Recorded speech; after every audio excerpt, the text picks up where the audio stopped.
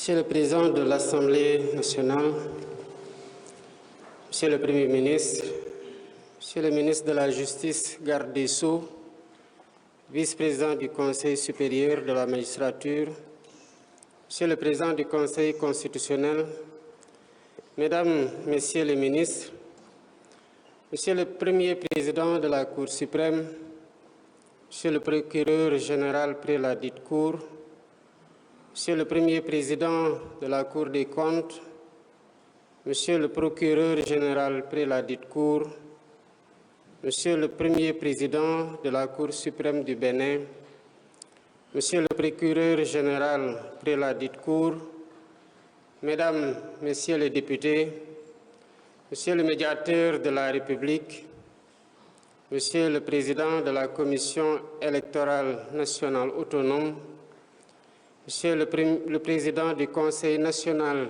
de régulation de l'audiovisuel, Mesdames, Messieurs les ambassadeurs et chefs de mission diplomatique, Messieurs les officiers généraux, Messieurs les anciens chefs de la juridiction suprême, Mesdames et Messieurs les recteurs, doyens et professeurs d'université, Monsieur le bâtonnier de l'Ordre des avocats, Monsieur le dauphin du bâtonnier de l'Ordre des avocats, Mesdames, Messieurs les magistrats, Mesdames, Messieurs les avocats, Madame, Messieurs les présidents des ordres professionnels, Mesdames, Messieurs les administrateurs des greffes et greffiers,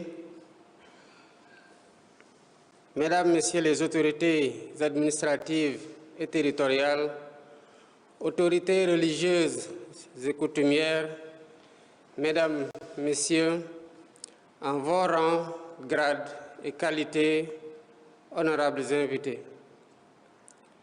Je me réjouis d'être avec vous ce matin pour la cérémonie solennelle de rentrée des cours et tribunaux qui constitue un moment important de la vie de nos institutions. Ce rendez-vous républicain offre toujours l'occasion au pouvoir exécutif et judiciaire d'échanger sur des thématiques qui sont au cœur des préoccupations de la cité. Il ouvre un espace de réflexion où se rejoignent la volonté politique et l'expertise des acteurs du monde judiciaire pour consolider l'état de droit et garantir le respect des libertés fondamentales. Mesdames et Messieurs, l'année 2024 a été marquée par le rappel à Dieu de Messieurs Ndongo Fall, Elimanel Dieng, Joseph Ndour, Mamgour Diouf et Modou Seck et Mademba Sok.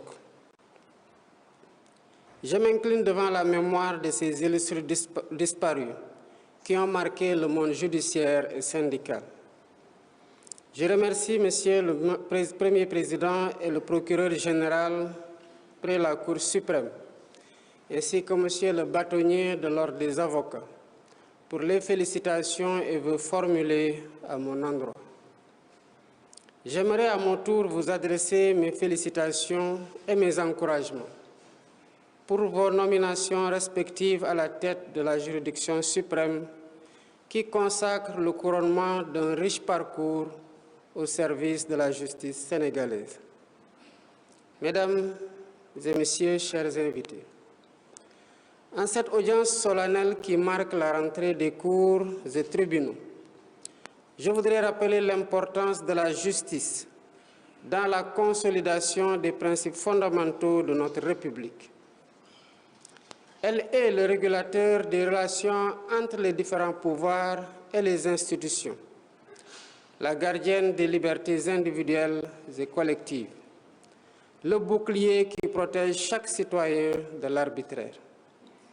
Sous ce rapport, les justiciables doivent sentir que la justice est un rempart contre l'arbitraire et non un instrument d'arbitraire.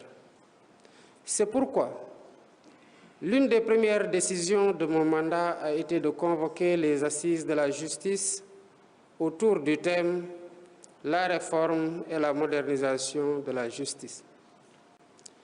Ce dialogue national que j'ai voulu inclusif et participatif a permis à des représentants de tous les secteurs socio-professionnels, organisés en commission, de dresser un diagnostic approfondi et précis sur la justice afin de la débarrasser de ses maux.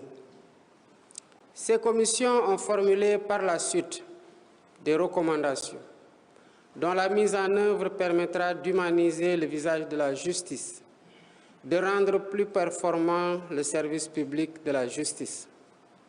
D'ores et déjà, j'ai mis en place le comité de rédaction des recommandations consensuelles issues des assises de la justice.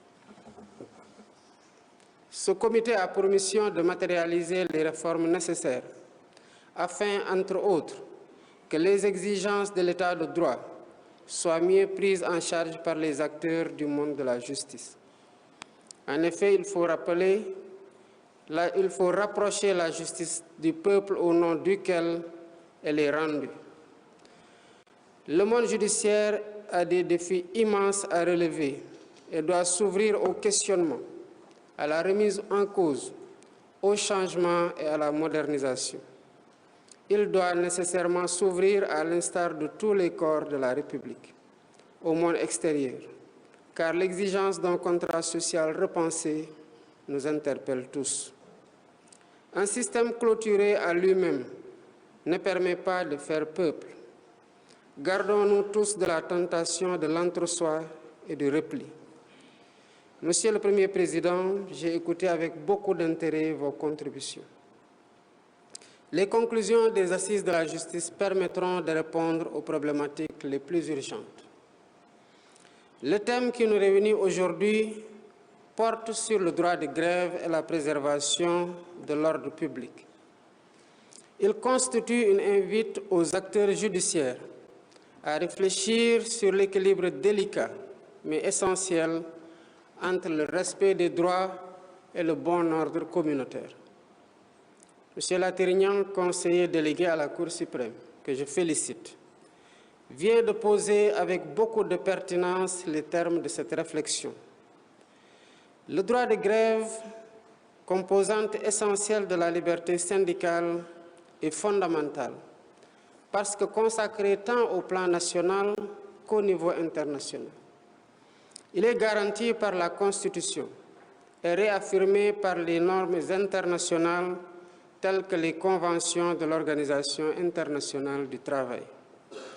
Il s'agit essentiellement de la Convention numéro 87 sur la liberté syndicale et la protection du droit syndical de 1948, ainsi que de la Convention numéro 98 sur le droit d'organisation et de négociation collective de 1949. Le droit de grève est ainsi reconnu par notre Constitution en son article 25, qui précise cependant qu'il doit s'exercer, je cite, dans le cadre des lois qui le régissent. Fin de citation. Ce droit peut être présenté comme l'expression la plus aboutie de notre engagement pour les droits fondamentaux des travailleurs. Il ne s'exerce pas dans l'anarchie, pour autant qu'il doit s'affirmer dans le respect des conditions posées par le Constituant à l'article 25 de notre loi fondamentale, à savoir ne pas porter atteinte à la liberté de travail, ni mettre en péril l'entreprise ou les services publics essentiels. Cela signifie que le droit de grève doit s'accommoder dans sa mise en œuvre du respect de l'ordre public. Il est donc aménagé pour assurer la préservation de la sécurité publique, de la salubrité, de la santé ou encore de la tranquillité publique. Composante essentielle de notre démocratie, le droit de grève donne voix aux revendications légitimes des travailleurs. Il ne doit pas être un prétexte pour compromettre la liberté de travail et la continuité du service public. Il y a un équilibre à rechercher et à promouvoir entre, d'une part, l'intérêt général et les intérêts particuliers des professionnels, d'autre part. Il en résulte que son exercice s'effectue dans le respect des droits collectifs, notamment dans des secteurs cruciaux tels que la santé, l'éducation et la sécurité publique. Dans ce sens, le Code du travail et le statut général de la fonction publique ont prévu les conditions requises pour un exercice licite du droit de grève. La loi numéro 61-33 du 15 juin 1961 portant statut général des fonctionnaires prévoit en effet des obligations telles que le préavis et le respect des services minimums qui garantissent la continuité des fonctions vitales de l'État. Le respect du bon ordre justifiera ainsi des réquisitions qui sont une limite importante mais nécessaire au droit de grève. Encadrés par des textes tels que l'article L276 du Code du travail, ces mesures administratives permettent d'assurer la continuité des services publics essentiels dans des circonstances exceptionnelles. Ces secteurs incluent non seulement les services publics administratifs, mais aussi des entreprises à vocation d'intérêt public, comme celles fournissant l'eau, l'électricité ou les transports en commun. Toutefois, il est essentiel que les réquisitions soient prises avec discernement et appliquées avec rigueur. Elles doivent respecter le principe fondamental de la proportionnalité, dans le but de préserver l'intérêt général sans compromettre la liberté syndicale ou vider le droit de grève de sa substance. Ces mesures, bien que nécessaires dans certains cas, doivent toujours être prises avec le souci de maintenir un équilibre entre la protection des droits individuels et la préservation des intérêts vitaux. La justice sénégalaise a, à plusieurs reprises dans sa jurisprudence, affirmé que le droit de grève doit être concilié avec la préservation de l'intérêt général. Les acteurs ne doivent donc pas perdre de vue que dans l'esprit de la loi, le préavis a pour objectif noble d'asseoir un cadre de concertation dans le but ultime d'éviter l'arrêt brutal et concerté du travail. J'encourage en conséquence les inspecteurs du travail et de la sécurité sociale et les magistrats compétents à promouvoir la conciliation qui est un levier important du dialogue social, car l'ordre public dépasse les seules prérogatives de l'État. Il est un bien commun reposant sur la sécurité, la tranquillité, la salubrité et le respect des libertés. Le Haut Conseil du dialogue social, qui a pour mission de procéder à des facilitations et à des médiations entre les acteurs sociaux, a également son importance dans la préservation de la stabilité dans le monde du travail. Dans ce sillage, le gouvernement dirigé par le Premier ministre, M. Ousmane Sonko, s'est engagé à renforcer les cadres de dialogue entre les différentes parties prenantes que sont les travailleurs, les employeurs et les autorités publiques. Au demeurant, le succès de l'agenda national de transformation Sénégal 2050 repose sur notre capacité à garantir une stabilité politique et sociale durable et à coordonner les efforts de tous les Sénégalais. La justice doit être garante en dernier ressort de la stabilité sociale. Chaque juge, dans l'intimité de sa conscience, doit toujours interroger son propre rapport à l'éthique et à la vérité, et dire le droit sans céder à l'injustice. La justice doit participer à cet effort d'introspection pour fortifier notre cohésion nationale, pour que plus jamais la récente histoire qui a traversé la période 2021-2024 ne se reproduise. Pour le droit de grève, je vous informe que les services techniques compétents travaillent à l'élaboration des réformes juridiques visant à clarifier davantage les conditions d'exercice du droit de grève dans les secteurs stratégiques. Par ailleurs, des mécanismes alternatifs de règlement des conflits collectifs de travail, à savoir l'arbitrage et la médiation, seront consacrés par ces réformes.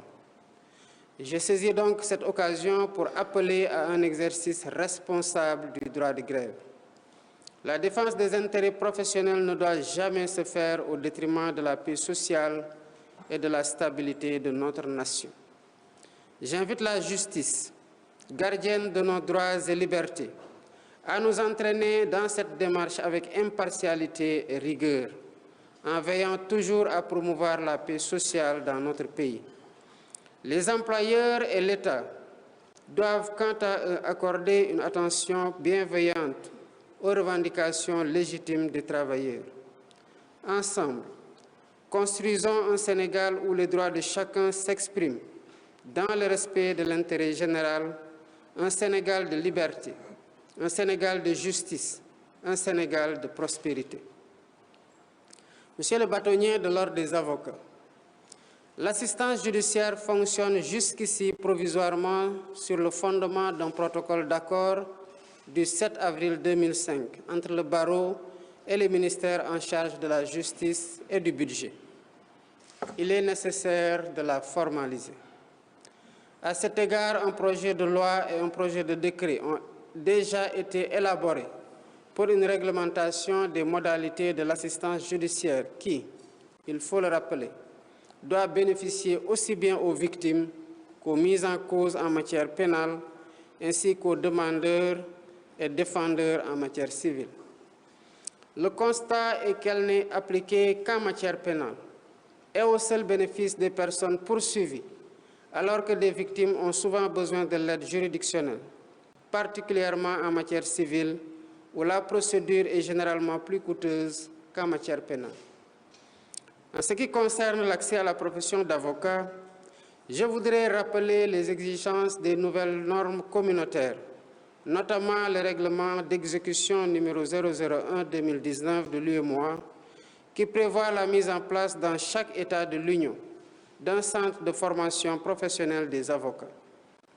Le délai de 2 ans prévu pour la mise en place de ce dispositif est arrivé à terme depuis le 21 février 2021. Pendant ce temps, et ce depuis près de 4 ans, de jeunes diplômés attendent de réaliser le rêve d'embrasser la profession d'avocat. Pourtant, l'article 8 du dit règlement permet, en l'absence d'un centre de formation, de recourir à une structure d'enseignement supérieur en droit reconnue par le Conseil africain et malgache de l'enseignement supérieur, CAMES, ou à une structure nationale de formation judiciaire pour la tenue des cours préparatoires que doit suivre chaque candidat avant de se présenter à l'examen d'aptitude à la profession d'avocat. Au demeurant, il résulte de l'article 3 du règlement que les barreaux, en relation avec le ministère en charge de la justice, sont responsables de l'organisation du certificat d'aptitude à la profession d'avocat. C'est pourquoi, Monsieur le bâtonnier, je vous invite à prendre contact dans les meilleurs délais avec le ministre de la Justice, garde des Sceaux, afin de définir avec lui les modalités d'organisation de ces cours préparatoires préalables à l'examen d'aptitude à la profession d'avocat. Pour conclure, je salue les efforts du garde des Sceaux, ministre de la Justice et de ses équipes, ainsi que de tous les acteurs du monde judiciaire pour la préparation et la parfaite organisation de cette rentrée solennelle des cours et tribunaux. Je réaffirme mon engagement à œuvrer pour la réforme et la modernisation de la justice, afin de consolider l'état de droit et la cohésion nationale. Monsieur le Premier Président de la Cour suprême, Monsieur le Procureur général prélat du Cour, Monsieur le bâtonnier de l'Ordre des avocats, il ne me reste plus qu'à souhaiter une bonne et heureuse année 2025 à tous les membres de la compagnie judiciaire ainsi qu'à leurs familles. Je déclare ouverte l'année judiciaire 2025 et vous remercie de votre aimable attention. L'audience est levée.